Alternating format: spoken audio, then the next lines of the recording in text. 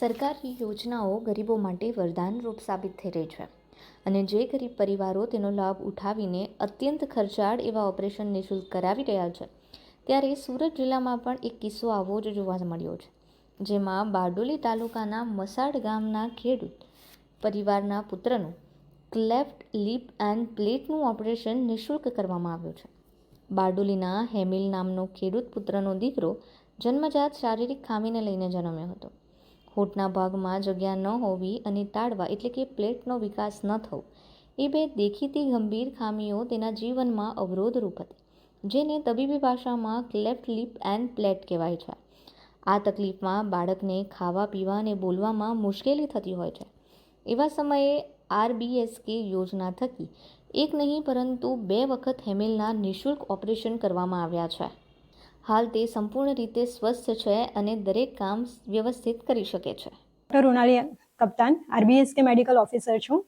રાષ્ટ્રીય બાળ સ્વાસ્થ્ય કાર્યક્રમ આપણો સરકારશ્રીનો એક પ્રોગ્રામ છે કે જેમાં 0 થી 18 વર્ષના બાળકોનું કોઈપણ પ્રકારની બીમારી 4Ds એટલે કે ડિફેક્ટ, ડિસીઝ, ડેફિશિયન્સી અને ડેવલપમેન્ટલ ડિલે અને એ સિવાયના બીજા કોઈ પણ રોગો કવર કરતા હોય તો એવા બાળકોનું આપણે શોધીને એમના વિનામૂલ્યે સારવાર અપાવીએ છીએ.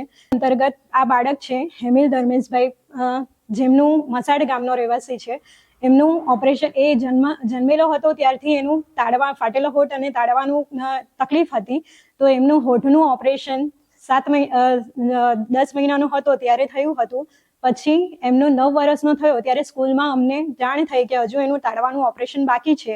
તો એ ઓપરેશન માટે અમે એમના ફાધરનો કોન્ટેક્ટ કરીને પછી એમને વિનામૂલ્યે સારવાર અપાવવા માટે એ જ ડૉક્ટર કે જેમના દ્વારા ઓપરેશન થયું હતું એ જ ડૉક્ટરના અંતર્ગત બીજું તાળવાનું ઓપરેશન પણ કરાવવામાં અમે સફળ નીવડ્યા છીએ. હેમિલના જન્મ પછી 7મા મહિને હોઠ અને 9 વર્ષની ઉંમરે તાળવાનું ઓપરેશન આ યોજના હેઠળ સફળતાપૂર્વક કરાયું છે. ઉલ્લેખનીય છે કે ધર્મેશભાઈ ખેતીથી પરિવારનું ભરણપોષણ કરે છે, જેથી ટૂંકી આવક અને બાળકને જન્મજાત ખામી આવતા તેના ઓપરેશન કરવાની ચિંતા સતાવતી હતી. પરંતુ યોજનાને કારણે તેમનું બાળક સામાન્ય જીવન વિતાવી રહ્યું છે અને તેને હવે ખાવા, પીવા અને બોલવામાં મુશ્કેલી પણ પડતી નથી. તે સરળતાથી દરેક કાર્ય કરે છે. હેમિલ સંપૂર્ણ રીતે સ્વસ્થ છે અને ધોરણ 4માં અભ્યાસ કરી રહ્યો છે અને સ્વસ્થ જીવન પણ વિતાવી રહ્યો છે. મારું નામ ધર્મેન્દ્રભાઈ મોહનભાઈ પટેલ છે. હું મસાડ ગામનો રહેવાસી છું. મારે છોકરાને જન્મથી ક્રેપ પેલેસનું ને એનું આવેલું હતું.